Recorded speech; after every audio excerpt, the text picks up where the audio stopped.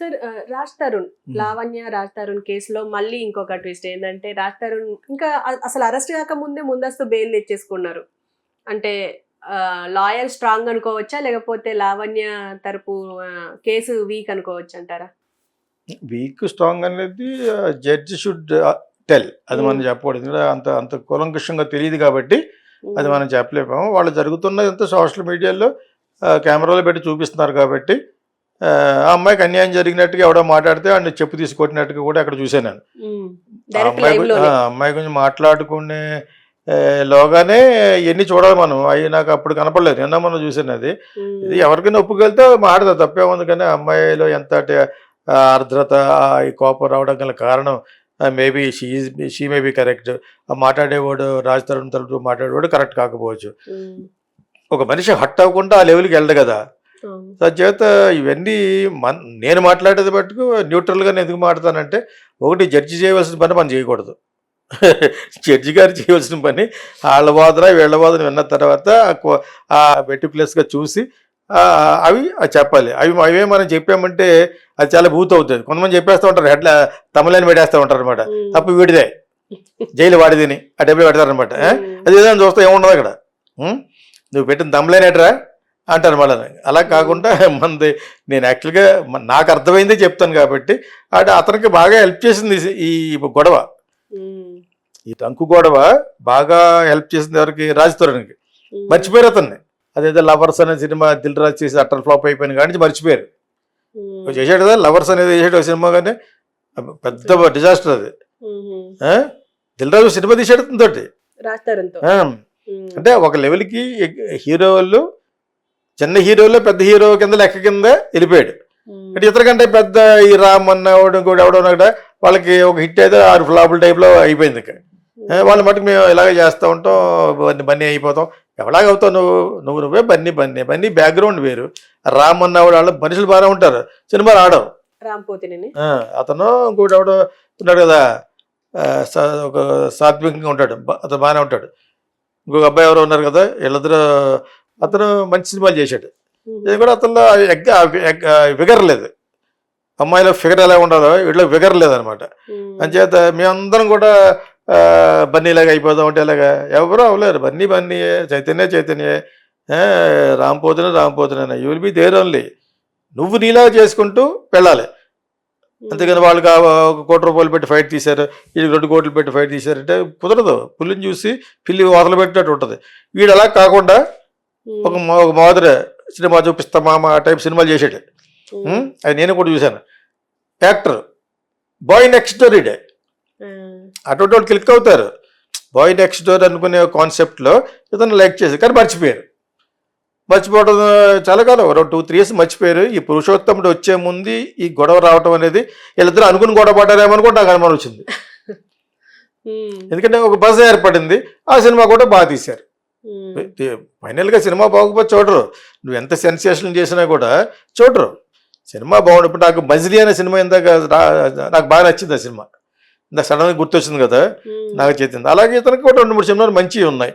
అంచేత ఇప్పుడు ఈ టైంలో వీళ్ళిద్దరు ఇలా గొడవ పడడం వెనకాల ఉన్న నిజాలు మటుకు వాళ్ళిద్దరిగా తెలియాలి. కాకపోతే ఇతని తరపున ఒక లాయరు, అతని తరపున ఒక లాయరు నిజాలు అబద్ధాలు ఆడేసి ప్రూవ్ చేసుకుంటూ ఉంటారు.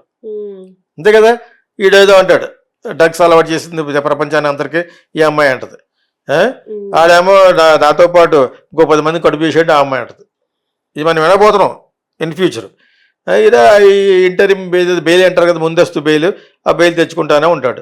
ఈ లోపల 5-6 సినిమాలు చేసేస్తాడు. లావణ్య అన్న ముసలి అయిపోతుంది, మర్చిపోతారు. నీకు అర్థమైందా? వీళ్ళు చిన్న అడ్జస్ట్మెంట్ రావే మళ్ళీ కలిసి ఉందామని కూడా అనొచ్చు. నీకు అర్థమైంది? ఇప్పుడు ఏదైనా జరగచ్చు ఇక్కడ. Money makes all these things. ఒక రిలేషన్షిప్ని కూడా రిపేర్ చేయగల సత్తా ఎవరికి ఉంది? మనీకి ఉంది. ఒకప్పుడు అనుకునేవారు ప్రేమకు మించిన ఆయుధం లేదని. ఏమి లేవు ఇప్పుడు. ప్రేమ లేదు, దోమ లేదు. ఇది ఇస్తే ఏదైనా okay. That is what I feel. ఇందులో జరిగేది మట్టుకు అదే. రాజ్ తరుణ్ ముందస్తు బెయిల్ అనుకున్నది. అతనికి అందులో ముందస్తు బెయిల్ అని చెప్తే మంచి స్మార్ట్ ఫోటో వేస్తాడు అందులోనూ మన సోషల్ మీడియాలో. ఇవన్నీ మామూలు. కాకపోతే అతనికి బాగా హెల్ప్ చేసింది ఇది. ఈ కాంట్రవర్షియల్ ఇంటరాక్షన్స్ ఉన్నాయి కదా, దాని తరపున అందరూ మాట్లాడడం, మళ్ళాటోళ్ళు కూడా మాట్లాడడం వల్ల అతను ప్రెస్ అయింది. అంతే, అయిపోయింది. Thank you. జనసేన పార్టీ కోసం పవన్ కళ్యాణ్ ఎంత కష్టపడ్డారో, పవన్ కళ్యాణ్ తో పాటు వాళ్ళ నాగబాబు కూడా అంతే కష్టపడ్డారు. అది మనం చూస్తూనే ఉన్నాం. ఏదున్నా ముందే రియాక్ట్ అవ్వడం అన్ని చేశారు. అయితే ఇప్పుడు నామినేటెడ్ పోస్టులు ఎవరికి ఇవ్వాలి అన్న ప్రశ్న ఏర్పడ్డప్పుడు అందులో నాగబాబుకి రాజ్యసభ సభ్యత్వం అన్న ఇవ్వాలి, లేకపోతే ఎఫ్డిఐ చైర్పర్సన్ గా నిలబెట్టాలి అని చెప్పేసి చాలా వార్తలు వస్తున్నాయి. ఏది ఇస్తే బెటర్ అంటారు? నాగబాబు యాక్చువల్గా పర్సనల్గా మంచి వ్యక్తి, కొంచెం ఎమోషనల్గా మాట్లాడతాడు, కానీ వాళ్ళ బ్రదర్స్లో అందరిలోకి కొంచెం స్ట్రైట్ ఫార్వర్డ్గా మాట్లాడేసి వాళ్ళు వెనక్కి తీసుకుంటూ ఉంటాడు అప్పుడప్పుడు. అవి అందులో ఇంకా కొరతనం ఇంకా ఉంది. మనిషి పెద్దవాడు ఎప్పుడు అనుకుంటా ఉంటే అలా 6 అడుగుల 3 అంగుళాల కొడుకుని చూసినప్పుడు, వాళ్ళ పాపను చూసినప్పుడు అనిపిస్తుంది తప్పితే, లేకపోతే కుర్రాడు కింద లెక్క. Is very happy go lucky person కింద లెక్క. ఏది లైఫ్లో సీరియస్గా తీసుకోవాలి అంటే నాకు చాలా ఇష్టం. You won't take life as a serious అనిపిస్తుంది అతను చూస్తాను. లైఫ్ని సీరియస్గా తీసుకోకూడదు, అస్తమానం సీరియస్గా తీసుకుని మొహం అలా పెట్టి కూర్చుని ఏంటి ప్రయోజనం అని చేత ఆ విషయంలో Nagababu is a good person. అందుకనే కామెడీ షోలో ఉన్నాడు కదా. వాళ్ళు భద్రశత్రువులు పక్క పక్కన కూర్చుంటారు. బట్ అమ్మాయిని కూడా బాగా పాడైపోవాలి అనం, కానీ బట్ శ్యామ్ ప్రసాద్ రెడ్డి ఆ షో అది. శ్యామ్ ప్రసాద్ రెడ్డి అంటే నాకు మెడ్రాస్లో కాలేజ్ కొలీగ్ ప్లస్ బాగా friend. So my condolences to Shyam Prasad Reddy's wife. ఆమె పోయారు ఈ మధ్యన, తన వైఫ్ పోయింది అనమాట. సో ఈ సందర్భంగా తనకి సంతాపం చెప్తున్నాను అనమాట శ్యామ్కి. బట్ ఎనీవే వాళ్ళ షోలో ఇతను one of the main person కాబట్టి మన నాగబాబు. నా ఉద్దేశం ప్రకారంగా ఎఫ్డిసిలో పెద్ద ఆంధ్రాకి సెపరేట్ అయిపోయింది కదా ఇప్పుడు ఫిల్మ్ డెవలప్మెంట్ కార్పొరేషన్. పొసాని చేసిన క్యారెక్టర్లు అలా చేయటం నాకు దానికంటే రాజ్యసభకి వెళ్తేనే మంచిది అనిపిస్తుంది. దానికి కొన్ని ఉపయోగపడని పనులు చేయొచ్చు. ఆ ఢిల్లీ అట్మాస్ఫియర్ కొంచెం బాగుంటుంది. అలా వాళ్ళ బ్రదర్ అప్పుడు వెళ్ళేవాడు, వాళ్ళ బ్రదర్ అంతేనా ఆయన పెద్ద ఆయన కాబట్టి. సో అది రాజ్యసభ అయితే బాగుంటుంది. సెపరేట్ క్వార్టర్స్ ఇస్తారు, you can talk many things. అక్కడ విషయాలన్నీ కూడా చాలా కూలంకుషంగా పైలట్ చేయడం కోసం ఉంటుంది. అతను ఆ ఇంట్రెస్ట్ ఉంది కాబట్టి ఇదేముంది, ఇది ఇంకా తిరుమల తిరుపతి అనేది బట్ ఎవరున్నా బ్యాడ్ వస్తుంది అక్కడ. ఎందుకు? అది గని వెంకటేశ్వర రిచ్ మ్యాన్. ఓకే, నేను చెప్పాను కదా, దానికి వైఎస్ రాజశేఖర టైంలో అన్ని డిపార్ట్మెంట్ల మీద తీసేటప్పుడు తిరుపతి గురించి కూడా ఫిల్మ్స్ తీద్దామని వెళ్ళాను. బోర్డ్ ఆఫ్ డైరెక్టర్ మీటింగ్లో ఉన్నాను. ఇది నా వెంకటేశ్వర మీద ఒట్టేసి చెప్తున్నాను. అన్నీ బాగా జరిగిన ఒక ఆయన పెద్ద బ్రాహ్మణ ఆయన నన్ను బాగా సపోర్ట్ చేశారు. చేయండి, ఇలాగ ఇవి చాలా అవసరం, ఆ షార్ట్ ఫిల్మ్స్ చేయాలి 10-15. అది వచ్చిన తర్వాత వైఎస్ఆర్కి చెప్దాం అని అనుకున్నాను. రికమెండేషన్ అవసరం లేదు, నాకు ఆల్రెడీ ఆయన గ్రీన్ లెటర్ ఇచ్చారు, ఏ డిపార్ట్మెంట్ నేను చేయొచ్చని. కిందకి దిగాను, దిగి ఆయన ఎవరో వస్తున్నారు కదా, ఆయనకి ఫోన్ చేసేసి తర్వాత కలుద్దామంటే అని ఫ్లైట్ ఎక్కేసాను. మా ఆవిడ అడిగింది వాట్ హ్యాపెండ్ అంటే, నేను అది చేయాలనిపించలే, భయం వేస్తుంది వెంకటేశ్వరం చూసాను. ఎందుకంటే రూపాయికి 10 రూపాయలు తినేయచ్చు నేను అక్కడ. అడ్వర్టైజ్మెంట్ ఫిల్మ్ మేకర్ని కదా, ఫిల్మ్ చేసేటప్పుడు ₹1,00,00,000 అనుకో 40-50 లక్షలు తినేయచ్చు. నేను తినేటువంటి నా లాభం, అది నా కష్టం, అది నా రెమ్యూనరేషన్. అది ఎక్కడైనా చేయొచ్చు, కానీ నేను దగ్గర చేయకూడదని మానేశాను. అర్థమైంది ఇప్పుడు. నేను అలా చాలా డిపార్ట్మెంట్లు చేశాను. అంటే మరి మా ప్రాఫిట్ ఉండాలి కదా. ₹1,00,00,000 ఇస్తే ₹1 ఉంచుకుని ఇది చేసేసి అంత పవన్ కళ్యాణ్ కాదు కదా నేను. అంచేత I have to work out for me. So అది నేను చేయకుండా వెళ్ళిపోయానని చెప్తున్నాను. అందుకని ఆ విధంగా ఇప్పుడు ఇతనికి ఎవరో మన నాగబాబుకి ఇచ్చినా కూడా ఎంత నిజాయితీగా ఉన్నా కూడా, నిజాయితీగా ఉంటే ఏం చేయకూడదు. ఏమైతే చేసావో డెఫినెట్గా నీవు తినే బాబు తింటే బాగుంటుంది, ఒక 100 కోట్లని ఒక 50 కోట్లు 10 కోట్లు తీసుకో అనే టైప్లో ఉంటారు అక్కడ. వెంకటేశ్వర స్వామి తప్ప వెంకటేశ్వర స్వామి పక్కన ఉన్నవాడు అందరూ ఫ్రాడే, కింద ఫ్రాడే పైన ఫ్రాడే. వాళ్ళు అడిగితే మళ్ళీ చెప్తారు, మమ్మల్ని ఎలా తినమని మమ్మల్ని పుట్టించాడు దేవుడు అంటారు. నీకేంటి వచ్చింది ఉనకన్నా తమిళ చెప్తారు. మళ్ళీ ఆ బ్రాహ్మణులు ఎలా అడిగితే తింటే తినేస్తారు. దేవుడు ఎదురు అంటే మమ్మల్ని ఇక్కడ పుట్టించితే అందుకు స్వామి ఇంకొకరికన్నా నీకేంటి అని అడుగుతారు అనమాట. అనిపిస్తుంది కరెక్ట్ టైం అని. వాళ్ళు తిన్నా కూడా అక్కడ ఉన్న వాళ్ళు అందరినీ దేవుడు అక్కడ పుట్టించాడని, ఆ ఉద్యోగం ఇప్పించాడని. అక్కడ వాదించలేము మనం. ఆ విధంగానే అందరూ తింటూ ఉంటారు. చేత అది మరి అది కూడా మంచిదే. మరి అతను దేవుడిని నమ్మకం లేదనుకుంటా. దేవుడిని నమ్మడో ఏదో సంథింగ్ ఈజ్ దేర్, అతను తీసుకోకపోవచ్చు. బట్ రాజ్యసభ మెంబర్ మట్టుకు కరెక్ట్.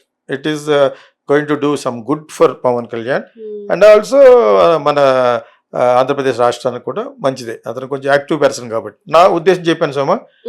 అంచేత నాగబాబు సినిమా గురించి అడిగారు కాబట్టి అంటే ఎఫ్డిసికి ఇటు అంటే సినిమా ఇండస్ట్రీకి రాజకీయాలకి అనుసంధానంగా ఉంటుంది కదా సార్, అది ఇప్పుడు ఎందుకు అదే అన్నాను, ఎఫ్టీసీ ఆంధ్రప్రదేశ్ ఎఫ్టీసీ అనేది యాక్చువల్గా పెద్దదే, ఇంకా తెలంగాణలోనే ఫామ్ అవ్వలేదు ఫిల్మ్ డెవలప్మెంట్ కార్పొరేషన్.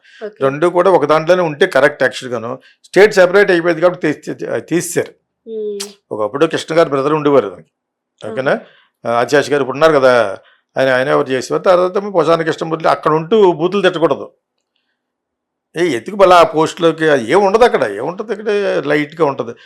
ఎఫ్టీకి సంబంధించిన ఫండ్స్ ఏమన్నా సీఎం గారు ఇస్తే పలానా కట్ట అంటే దానికి ఎవరెవరికి అలాట్ చేయాలో అవి ఉంటుంది. రెస్పాన్సిబిలిటీ తీసుకోవాలంటే తీసుకొని చేయొచ్చు, డెఫినెట్గా యూ కెన్ డూ ఇట్. కానీ నాకెందుకు అతనికి అనకాపల్లిలో నిలబడతాను అక్కడ పెట్టి పంపించి మళ్ళీ లాక్కొచ్చారు, ఇంకోటి ఏదో ఇస్తాను లాక్కొచ్చారు. ఏది చెప్పినా కూడా అతను ఎందుకు వచ్చేస్తున్నాడు, ఓన్ బ్రదర్ కాబట్టి. ఇంకొకటి ఎవరన్నా అయితే అఫెండ్ అవుతారు. ఈస్ట్ గోదావరిలో దుర్గేష్కి ఇవ్వాలి మా ఏరియా, మరి ఆయన ఎవరికి ఆయన చౌదరి గారికి ఎవరికి ఇచ్చారు పెద్ద ఆయన, కాకపోతే ఇతను డెడదలో వెళ్ళిపోయాడు. అలాగే అందరూ ఉంటారు కదా, అంచేత ఇతను నా ఉద్దేశం రాజ్యసభకి వెళ్ళటం వల్ల వీళ్ళు హ్యావ్ ఎన్ ఎక్స్పోజర్ దగ్గర, ఢిల్లీ ఎక్స్పోజర్ ఎక్కువ ఉంటుంది. అంటే అది ఆల్రెడీ ఉండి ఉంటుంది, వాళ్ళ బ్రదర్ మరి మినిస్టర్ చేశాడు కదా, ఆ మినిస్టర్ చేసినప్పుడు కూడా ఆయనకి పెద్ద పవర్స్ లేవు. అంబికా సోని చేసేది కాంగ్రెస్లో ఉన్నప్పుడు టూరిజం, ఇతనికి ఏదో ఇవ్వాలని చెప్పేసి ఇచ్చారు చిరంజీవి గారికి, ఓకే, చేసేదంతా ఆవిడే. నాకు అందులో ఉన్న అఫీషియల్స్ కూడా ఫ్రెండ్సే. నేను ఢిల్లీలో నాకు ఆఫీస్ ఉండేది, 2-3 ప్రాజెక్టులు చేసాం. I was very close to lot of people behind madam Sonia Gandhi, అందరు తెలుసు అనమాట. అది చాలామంది తెలుసు, బట్టి వీళ్ళందరూ కూడా తెలుసు. నేను ఎందుకు చెప్తానంటే ఇతను అక్కడ ఉండటం వల్ల ఏంటంటే ఇతనికి ఇంకొంచెం ఎక్స్పోజర్ ఉంటుందని నా ఉద్దేశం. That will be useful for Pawan Kalyan also. ఇది యాక్చువల్గా ఫ్యాక్ట్. అంటే once again Geetha Krishna international film school తరఫున చేయబోయే వెబినార్కి 9849255171కి వాట్సాప్ చేయండి. We will give you just below 1000 rupees ఈ వెబినార్ ఉంటుంది. దాని తర్వాత మీరు చేరాలా వద్దనేది మీ ఇష్టం. అది